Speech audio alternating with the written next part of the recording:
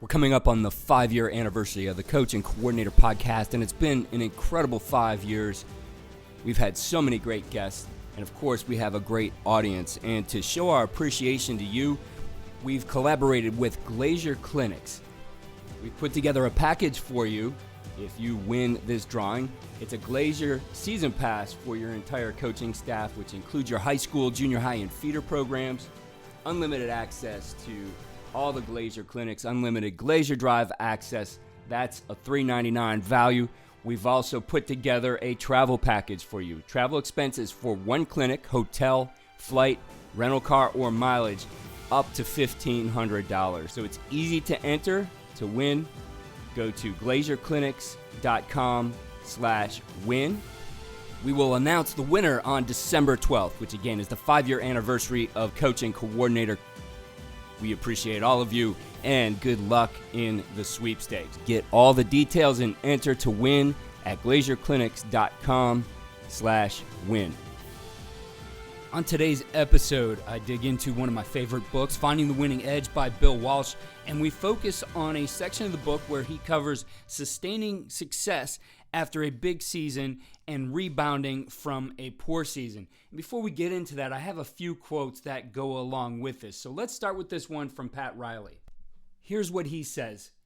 Complacency is the last hurdle any winner, any team must overcome before attaining potential greatness. Complacency is the success disease. It takes root when you're feeling good about who you are and what you have achieved. Bill Belichick, after his 2016 season in the Super Bowl, said, "As great as today is, in all honesty, we're 5 weeks behind 30 teams in the league in preparing for the 2017 season." And Nick Saban said this about enjoying victories. "I enjoy the victory, don't get me wrong, but it's like, so what? What's next? It's not much past that victory that you start thinking about what are the next issues, what are the next problems." Those are 3 great quotes from 3 great coaches, guys who have attained success at the highest level, guys who will probably go on to be called the greatest of all time in their sport and in their areas.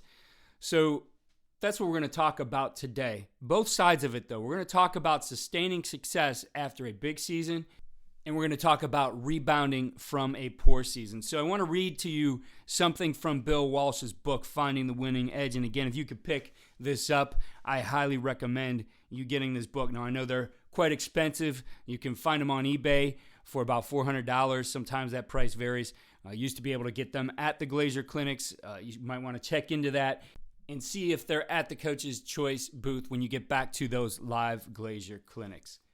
So here's what Coach Walsh had to say about sustaining success after a big season. Being able to sustain a team's winning ways after an extraordinarily successful season, particularly after a Super Bowl win, presents its own unique set of issues that must be addressed. If you're extremely fortunate, you will find yourself in this situation. Not surprisingly, ownership, management, coaches, and players alike will experience a euphoric mental state arising from a sense of accomplishment and enhanced level of public approval. Everyone involved with the team tends to be affected by the high visibility and the relatively high degree of notoriety resulting from the team's success.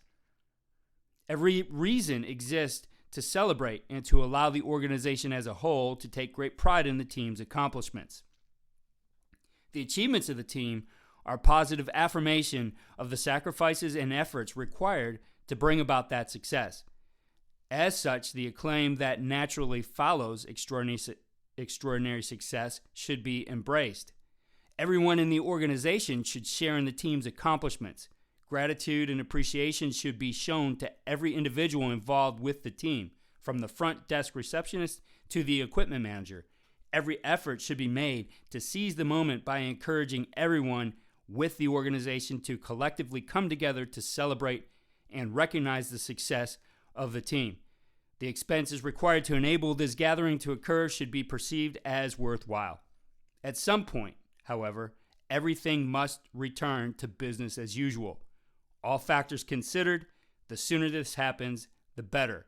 While this step will not occur overnight, everyone should be expected to have refocused on the actions needed and ensure that the success of the team will be repeated in the upcoming season. In reality, not everyone will. Herein lies the challenge for the coaching staff and management. Refocusing after the euphoria of a Super Bowl win can be almost as challenging as raising a team up from the depths of despair. Among the factors that should be considered when developing a plan to help sustain the winning ways of a team after a successful season are the following. So he's going to go into this list here, and we're going to cover some of these, but I think it's interesting. It kind of goes back to that quote from Pat Riley that it's the success disease, and he says that some people won't be able to overcome that, and great ones refocus. Great ones like Bill Belichick, who right away is ready to get on to the next one and realizes that, hey, we're behind, or Nick Saban, who is focused on that next set of problems that he needs to look at. So the first thing is recognize that there will be fallout from extraordinarily successful season, particularly if the success occurred rather unexpectedly. The symptoms of each fallout will sometimes be recognizable only to the most experienced and intuitive mind. So maybe you've won that conference championship that your school hasn't won in a long time, or you made the playoffs for the first time in school history, or you won a state championship, or you won a national championship. You're going to have these things that come up, and you have to get your team refocused. That's the main thing here, that realize that you have to keep things in perspective. And it will be difficult initially, as Coach points out, that you shouldn't be surprised by that, but there is a time where everything needs to be refocused. The media can amplify that, maybe even prolong it for you. Social media today certainly can have that effect as well. So you need to look at what are those things that we have to keep focused on. How do we need to block out some of those things, just as we would block them out during the season, blocking out some of those things that are said about us? How do we want to block those things out after the season when it is time to refocus? Again, you're going to give your team some period to enjoy this. You're going to enjoy it yourself, but not far off in the distance is the work that needs to be done because there's the next season to be played. In that regard, Coach Walsh says expect that many of the individuals involved with the team will become preoccupied with the need for more acclaim and more attention. In fact, some of the individuals will become consumed by the wish for more personal recognition. If it's your seniors and they're on the way out, it's great. Let them celebrate. But those juniors, those sophomores, those freshmen need to know that it's time to refocus, that if they want to have more of that acclaim, if they want to have more of that recognition, they need to get going because it's going to go away pretty quickly and people are going to move on. As a head coach, you need to expect that your assistant coaches will be in demand from other organizations. Here's what Coach Walsh has to say about that. This situation is part of the price of success. Not surprisingly, your coaches will want more lucrative contracts and more security. Now, in the high school world, in the small college world, that may not be the motivator, but they may want a situation where they have more responsibility. Maybe they're a position coach who can get elevated to a coordinator, or somebody wants to look at one of your coordinators as a head coach. Coach Walsh continues, you may lose some key personnel. In addition, other members of the organization may feel that they have not received enough credit for the team's success. So now you see that some of these things are causing issues, right? That why is this guy getting attention and I'm not? In the NFL, there have been a number of instances where second-level management personnel, scouts, personnel directors, assistant coaches, have contacted the owner after the team had a great year in a backdoor attempt to let the owner know that they were responsible for the team's success. So yes, as Coach Walsh points out, success can have an ugly side too. So you need to be aware of that. You need to think about how you're going to manage those things. You need to think about how you're going to give your coaches the recognition they deserve for the responsibilities that they had during the season, for the great things that they did. Coach points out that in the NFL, this presents itself on the players' side too, that some of those guys hold out for bigger contracts. They miss mini camps, etc. How does that affect your team? Some of those guys maybe who were underclassmen, who received those accolades, who were all states, who are being recruited. Does it affect them in a certain way? and how do you need to help them become refocused? Because at either level, whether that's high school or the NFL where these guys are getting paid, it's all about the recognition they're receiving and their perceived value to the team that sometimes puts themselves above the team. So again, it's about bringing the team together and making sure that the team is first as you move forward. Here's where it gets down to some things that you have control of yourself as an individual, or if you're a head coach or a coordinator, the staff that works under you. And Coach points out that the staff is susceptible to some of these problems as well. And they deal with several critical issues, including the staff's effort to prepare for the upcoming season may not adhere to the same level of detail it did in the previous season due to an attitude that subscribes to the belief that we'll just do what we did last year. That's ultimately a prescription for failure. To think that you can do the exact same thing as you did the previous year is not a fair assessment of how your personnel is going to change, how the opponent's personnel is going to change, how people will approach you differently now as somebody who's had success in a team that maybe wasn't on their radar before, now certainly has a target on your back. The staff will have considerably more demands on their time during the offseason. For example, they'll be invited to speak at more clinics and seminars, and as a result, they'll be on the road more. They'll also be besieged by coaches who want to meet them to tap into their insights into success. It ultimately happens. You have to decide, how much time are we going to give to the outside? I think it's great to give back to the game. I always liked when coaches wanted to come and spend time with us and learn about what we're doing because it was successful. But ultimately, that could not detract from the time we needed to spend on doing our work to get better ourselves for the next season. So I would suggest that when you do sit down with people, that you make it not a one-way conversation, that you look at them for some things and feedback as well, that you go into that situation where you have somebody coming to clinic with you to learn from you, learn a little bit about them. What can they tell you about? What are the things that you can learn from them? And so Coach Walsh offers then some things you can do as the head coach, but I also, again, think this applies to your coordinators if you are a coordinator, and certainly you can look at this stuff if you're a position coach. You can certainly apply this to yourself. So number one, be demanding. Inform the squad that they will continue to be held to high standards and that you will continue to expect and demand nothing less than their best performance at all times. Don't let that slip. Don't be lackadaisical in that. In fact, probably at first, you're going to have to be more in tune to keeping those standards up, to not get caught up and we did really well. We could take it easy here. Number two, stimulate and energize the squad. Do everything possible to retain the positive chemistry of the team. Replace lost free agents with comparably more talented players. In your case, you don't get to recruit. You don't get to pick up free agents. But what can you do to replace that senior who's left? How are you going to develop that next guy who you've slated to take his place? 3, use the energy and enthusiasm that is generated by winning to help solidify the gains made by the team. This step will require more contact with the squad than the coaching staff has had previously.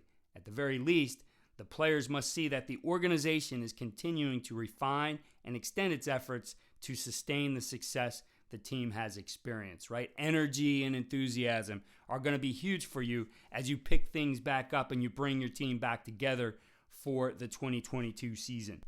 4, hold numerous meetings with the team. Conduct these meetings in a variety of forums. The entire team, individually by position, and separate offensive and defensive and special teams unit. Schedule these meetings at appropriate times and in appropriate settings. Emphasize honesty, finding as many suitable ways as possible to get your basic points and messages across. Explain to your players what steps must be taken to sustain the momentum of the team, including what will be expected and required of each player. So it's always good to have those exit interviews, talk about the past season, but when you get back together, it's good to revisit that. What were the things that you talked about with those individual players, or with the unit, or with the team as a whole, and start with those things. Next, number 5, refocus the staff by covering in detail why and how each game was won in the just completed championship season. Subsequently, thoroughly address the shortcomings of the team and the areas that need improvement prior to the next season. An objective analysis of the team's strengths and weaknesses can help bring the staff back to reality. I think right now it's easier than ever to go in and figure out what things worked and what didn't work, and what situations were we successful, where can we get better, were there fronts that we weren't able to run the ball against, were there passing routes or passing combinations that we struggled defending, and how do we get better at those? What's our prescription for success in getting better in those areas? And when you go back through the season, any season, whether you've been successful or whether you failed, you're going to find that you have a lot of those things, and you find those areas where the perceived thing is that you guys had such a great season that everything was right, that you'll find a lot of those things in areas where you can get better. I highly recommend divvying up the work right now between your assistants and having them focus and become experts on certain areas, whether that's offense, defense, special teams, and then within those areas, maybe somebody looks at red zone, somebody looks at third down, somebody looks at protection against blitzes. Whatever it may be, there's all kinds of ways you can go back and do quality control on the season. I'll bring up some of these as we move forward in the offseason. Next, require each of your position coaches to conduct a comprehensive evaluation of each player for which he is responsible. Have videotapes prepared that illustrate both outstanding and poor performances by each player. Keep in mind that the sobering effect of his play being closely reviewed will often motivate a player to rededicate his efforts to excel and to work on those skill areas which need improvement. Back at the time Coach Walsh is talking here, there wasn't a lot of the ability of players to go and put together their own highlight tapes. You look at what we have today, every single high school player who thinks about playing at the next level has his highlight tape. Really, any system right now, a player can go into that system, tag his own plays, and put together that highlight tape. So they're going to do that work for you on the good plays, something you really don't have to worry about. But you can go back in and temper all that with, okay, Johnny, here's all the things you did great, but let's take a look at some of these areas where we can get better. Look at yourself on this play and how poorly you performed on this play, and you're going to want to point those out. Even your best player is going to have things that he can get better at. Next, orchestrate your practices to address specific situations. All factors considered, the more specific the application, the more your players will be able to find a reason to focus. Again, this goes back to things you found in that study.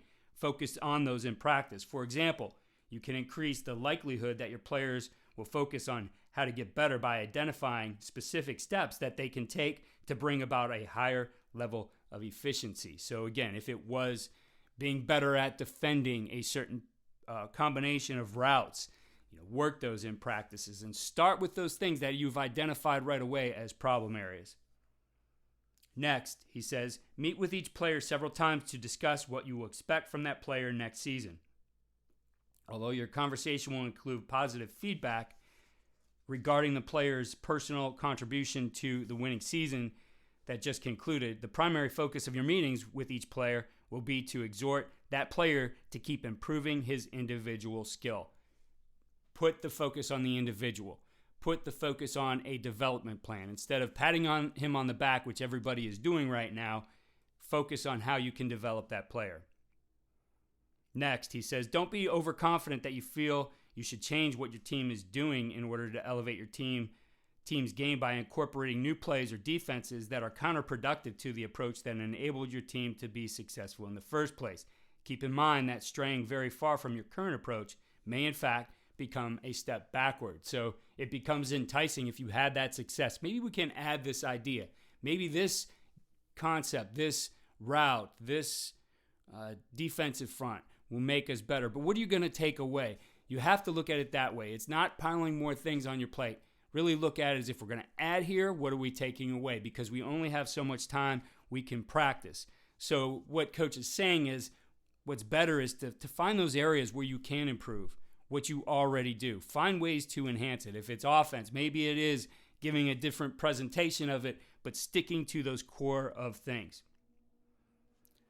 Next, devote a substantial amount of time to studying your team's system and your opponent's systems. The more you understand your system and how your system can be applied to counter the efforts of your opponents, the more effective and efficient your system becomes. As a consequence, your system will evolve naturally over time. We're going to have an episode where we do talk about what is a system, what do you need to make sure is in your system. But I think that's a great idea, that you need to focus on those things, not only what you do, but what are your opponents doing. I know one of the things I always like to do when the season ended was go back to those scouting reports and find out who's graduating from that team. Look at what their depth chart might be. Who were the guys who came in the game at some point to be second team guys, etc. Those are things you're going to want to know. It could be, really sobering to your team who maybe lost a lot of those seniors to have to look at, wow, this team over here really has a lot coming back. So pay attention to those things. Look at your opponent's systems as well. The last thing he has to say about sustaining success is to do everything possible to ensure that everyone associated with the team maintains an appropriate level of focus on the job. Take a positive, firm approach to guarantee individual compliance with stated responsibilities, goals, and expectations. Obviously, you want to continue those high standards. As I said, it may be more difficult at the beginning of the offseason than it has in other seasons, when your team maybe came out of it hungry that they didn't get what they wanted and they're hungry for that success. Make sure that they go into this focused and hungry as well. So let's take a look at what Coach Walsh has to say on the other side of things, rebounding from a poor season. So in his book, he writes, handling a team that had a poor season the previous year also places particular demands on a head coach. In responding to these demands, you must resist the inevitable tendency to simply make bold proclamations or grandiose statements about how things are going to get better.